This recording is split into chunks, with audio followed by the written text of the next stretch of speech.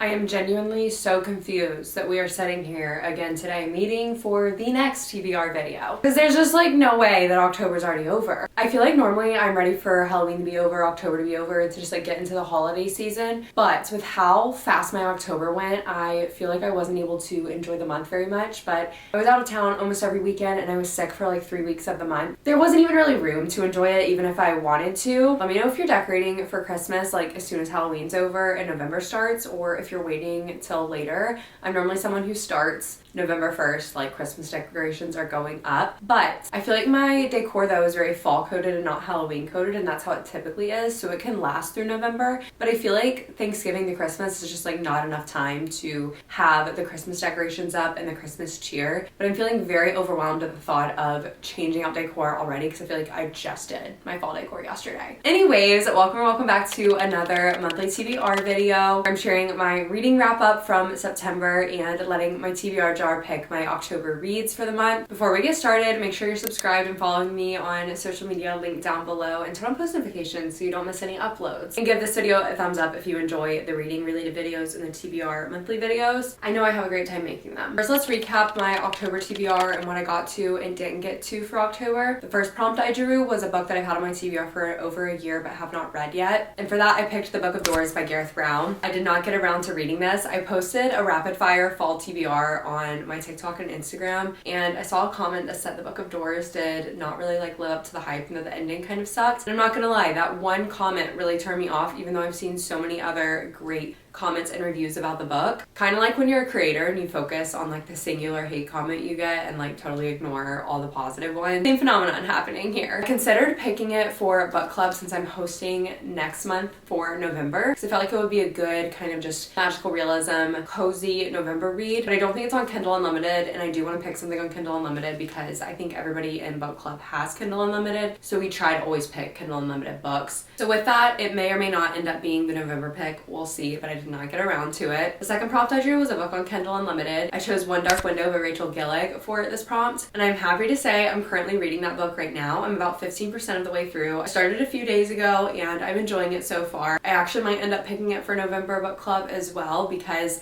we read so many thrillers and mystery, so I think it would be good to add a fantasy. So I would love to pick something in that realm for book club, and I love that it's on Kindle Unlimited, and I've already started it, so I would have a little bit of a head start. And I've heard so many people say it's a really great fall read, and so far I can agree with that statement. So I am happy to say that one is in progress. And then the third and final prompt I chose from the TBR chart was a book with a blue cover, and I chose Heartless Hunter by Kristen Cicerelli. And I'm happy to say I'm also reading this book currently as well. I'm listening to it on Audible, and I would be probably 60% done, but I've had to rewind and get back to where I started when I was listening a few times, because there's been a few days where I'm like, oh, I want to listen to this while I work, or I'll be listening to it while I'm on a walk in the morning, and I'll realize I've completely zoned out and like missed so much of the book and don't really have a clue what's going on. And a lot of times with books, I will just push through that because it's usually like romance books I'm listening to or nonfiction. Because usually if I'm listening to like a romance novel or nonfiction through audiobook, I'm like kind of fine to tune out, you know? But for fantasy, you just like need to be in the details and need to know what's going on. And also Heartless Hunter was just like a very anticipated read for me, so I don't want to miss anything. So I am listening to it. I'm about 30% done, but I would be probably about 60% done if I didn't have to rewind as many times as I have so far. The audiobook has been fabulous so far. Although I have not finished anything on my TBR from October, I'm happy to say I'm in progress with 2 of the 3 books. And to recap the other books that I finished in October, we have Fourth Wing by Rebecca Yarros. Yes, I finally read it. I finally finished it. And this was actually from my September TBR. So it feels really good to have like finished that book. It was also on the TBR, so it felt like a very accomplished month for me in October since I'm in progress with 2 of my 3 books from October TBR, and I finished my September TBR book for one of them. If you want to hear my full in-depth thoughts on Fourth Wing, I included it in a recent day in my life vlog where I finished the book and I talked about all my thoughts on it. I'm not going to recap what it's about because y'all have already heard me say it in my TBR video. The second book I finished was the book club pick for this month, and that is Gray After Dark by Noelle Illy, or Eiley, I don't know how you say the last name. It is a Kindle Unlimited read, and I didn't know what the book club book was going to be when I filmed my TBR video video last month. So I'll give a brief synopsis of what this book is about. It kind of has a God of the Woods feel in terms of how the book reads, but take out the cozy element and just make it a lot more unsettling. This book follows Miley, and she is an Olympic biathlon skier shooter, which I don't even, if this is like a real legitimate Olympic sport, I am so concerned that I know absolutely nothing about it. But she's in a tragic accident, and her dreams of achieving a gold medal in the Olympics are taken from her, so she decides to take a summer job at this lodge in the Frank Church wilderness. It's very remote, millions of acres of wilderness. It's a great place for her to just kind of have a fresh start away from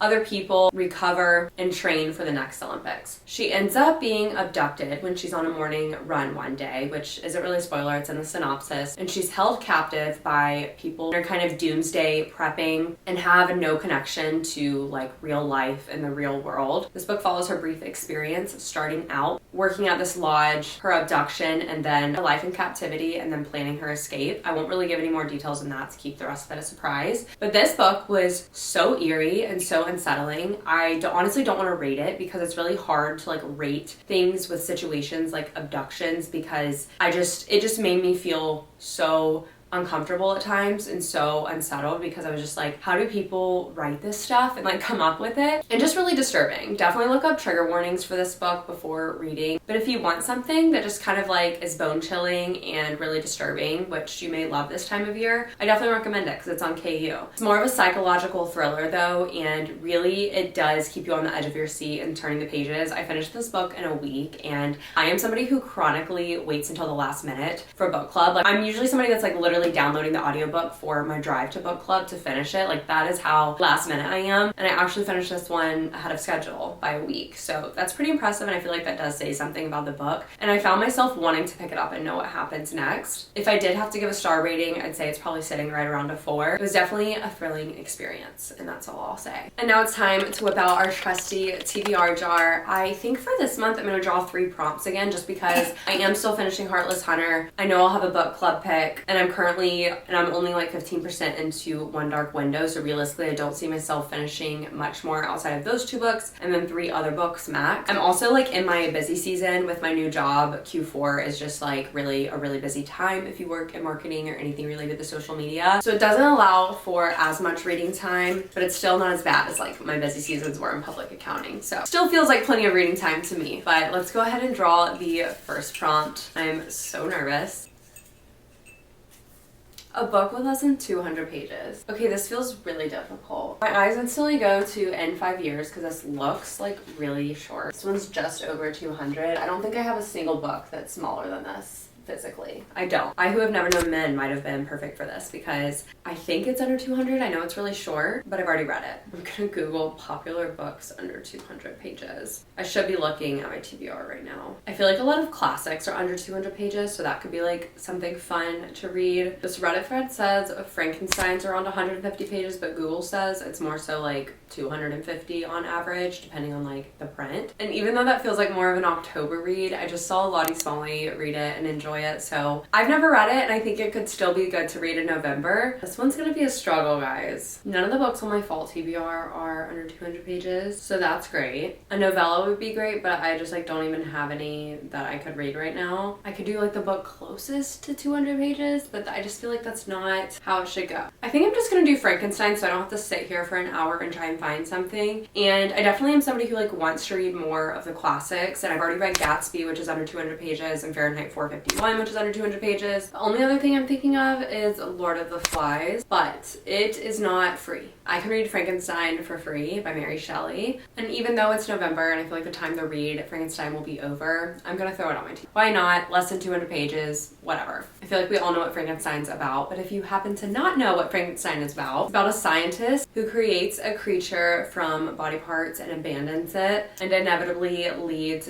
to that creature taking revenge on all of the scientists lost loved ones, and it explores a lot of different interesting themes, kind of like how society responds to cultural norms in terms of appearance, how social responsibility ties into scientific responsibility. But overall, I think that's our best bet for a book with less than 200 pages, and I'm looking forward to reading it. Prompt number 2, a book involving a career you wanted as a kid. So when I was like really young, I wanted to be a veterinarian. Like, who didn't? Let's be real. That was like when I was a child. And then when I was in like 2nd, 3rd grade, it was my dream to be a Today Show host, which might come as a shock to people because I am like definitely introverted. But I think the fact that I have a YouTube channel and I have for almost a decade kind of like fulfilled that dream in a way. So it would need to be somebody that's like in journalism, because I feel like that was like a really early passion of mine. Anything related to like writing, being a TV show host, I was just like really fascinated with when I was younger. But I also wanted to be a teacher because my mom was a teacher, my grandma was a teacher, so I just like grew up in the teacher world. So it's got to fall into either like journalism, writing, or a teacher, and I think that'll be good. And you know what comes top of mind for me that is on my fall TBR and has been on my TBR for years? The Secret History. I feel like I'm going to be referencing Lottie so much in this video, but she recently was talking about The Secret History being in her 10 before the end for 10 books she's wanting to read before the end of the year. And she mentioned how she's just like feels intimidated by The Secret History. And I feel the same way. And it's funny because I'm like, I don't know why, because it's one that I've truly like just had this strong desire to read, but I think because it's nearly 600 pages, I just like always am putting it off because I just don't feel like I'm gonna get through it in a month, especially during like a busier time of year. And I feel like the time to read this book is definitely the fall, and fall is always just so busy for me, so I feel like I'm just always putting it off. But it's a contemporary classic meets psychological thriller, and I really just feel like that embodies the mood of fall reading for me. So I feel like this is a good pick because it follows a group of very clever and eccentric students at a New England college who are under the influence of a charismatic professor. So I feel like that professor is kind of like what I wanted to be as a kid in terms of a teacher. I've always said like being a professor would be a dream, but I never wanted to teach accounting, and that's what I got my degree in. So all that being said, I feel like it's a good fit because it involves teaching. It's described as like a modern Greek tragedy, and you know a murder has occurred from the beginning of the book. So I believe you're just like following the group that is adjacently or directly involved with this murder and how it impacts them, and they're amongst like an elite group at this college. In my fall reset vlog, I shared a lot of the fall watch list I had in terms of just like fall movies and TV shows that I've never seen that I really want to watch. One of the things I put on there was the Dead Poets Society, and I watched that when I visited Florida and stayed at my parents' house for a weekend at the beginning of October. My mom and I watched it together, and I'm not gonna lie, I did not realize that it was like more of a sad movie. I thought it was like a cozy inspirational movie, and in ways it was, but it was also very sad. I feel like the way I picture The Secret History is very similar to the overall vibe of the Dead Poets Society, but in a more twisted and dark way. In the Dead Poets Society, when you take like the sadness out of the equation, it was truly like a quintessential cozy fall movie. So with that being said, it just sounds like a good November read. Let's do it. Let's pick The Secret History by Dawn Tart and see if I actually get to it this time, or if I put it on my fall TBR for like the 4th year in a row for next year. Because we all know if I don't read it by the end of November, it's probably not going to get read until next fall, or the fall after that, or the one after that. Let's draw our 3rd and final prompt. A book with more than one point of view. I'm not gonna lie, I kind of want to read like a cozy romance book that's very fall coded, so I'm gonna see if I can find anything that has 2 points of view and falls under that umbrella to break up some of the darker reading I'm doing. Since I'm reading One Dark Window and listening to The Heartless Hunter, probably doing a fantasy book for book club next month, and now with reading Secret History. And I have a couple romances on my fall TBR. I have Falling Like Leaves by Misty Wilson. I don't know if it's dual POV though. I have Happy Medium by Sarah Adler. I love the cover of this book, but it doesn't really have great reviews, so I've like never been enticed to actually pick it up, and I also have no idea if it's dual POV. One that I really want to read that has been on my TBR, I think I put it on like early fall last year, is Catch and Keep by Erin Hahn, and it has great reviews on Goodreads and Fable, and it's a friends to lovers romance, and it is dual POV. And something I love about this one is it's like an early 30s romance, so it should be like a little bit more grown up, I guess you could say. And this book follows Marin, who just declined her boyfriend's proposal, walked away from the job that she has had for a decade as a park ranger, and moved back home to northern Wisconsin for her inheritance, which is just a dilapidated bait shop. And it's very much a story of finding yourself and just like doing what you want to do and what's right for you, despite what other people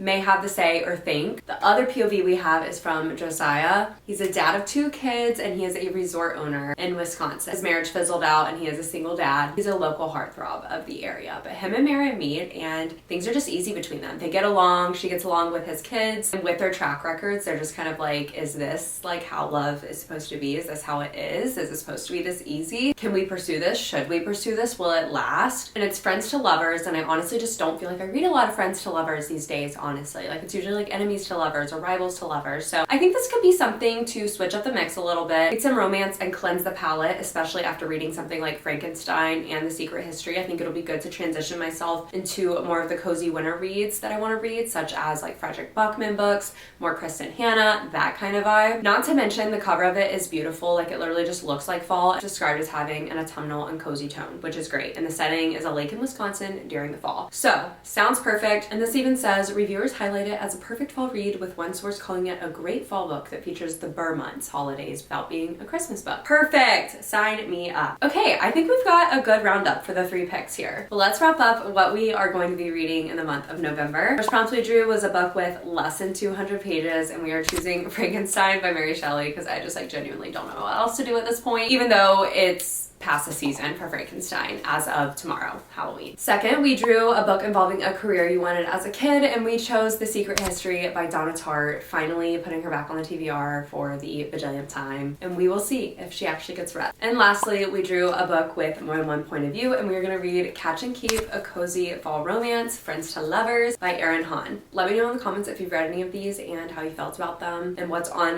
your TBR for the month of November. I feel like it's such a weird reading month because it's like not quite Christmas time, not quite winter, but it's fall. We're like deep in the fall mode. So you can really be reading like a very wide range of stuff in November. And I'm just interested to hear what you're going to be reading. If you made it to the end, comment the turkey emoji for Thanksgiving, of course, which I cannot believe Thanksgiving is less than a month away. Thank you all so much for watching. Be sure to subscribe if you're not already and turn on post notifications. Give this video a thumbs up if you enjoyed it and follow me on social media, link down below, and I will see you all in my next video.